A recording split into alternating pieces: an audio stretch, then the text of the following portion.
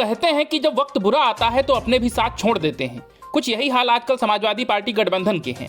वैसे तो यह गठबंधन खड़ा ही मौका परस्त और अवसरवादी राजनीति के सहारे हुआ था, लेकिन उत्तर प्रदेश विधानसभा चुनाव में मिली करारी हार ने समाजवादी पार्टी गठबंधन की सभी गांठें खोल दी हैं। एक तरफ जहां सहयोगी दल एक दूसरे को कोस रहे हैं और साथ छोड़ भागने की फिराक में हैं, वहीं दूसरी तरफ आरएलडी जैसे दलों की अंदरूनी लड़ाई अब सामने आ चुकी है।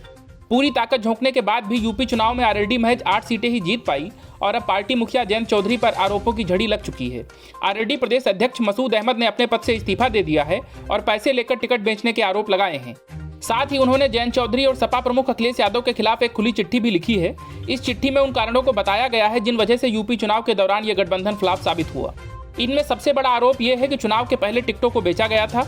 दूसरा आरोप यह है कि समय रहते गठबंधन की सीटों का ऐलान नहीं किया गया और तीसरा आरोप है कि सपा द्वारा आरएलडी, महान-दल, आजाद समाज पार्टी का अपमान किया गया।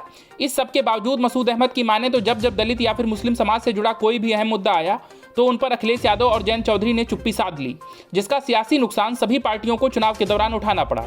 वहीं चिट्ठी में इस बात पर भी जोर दिया गया है कि सिर्फ चुनाव के दौरान प्रचार के लिए बाहर आने से कुछ नहीं होने वाला है, जनता के बीच रहना जरूरी है।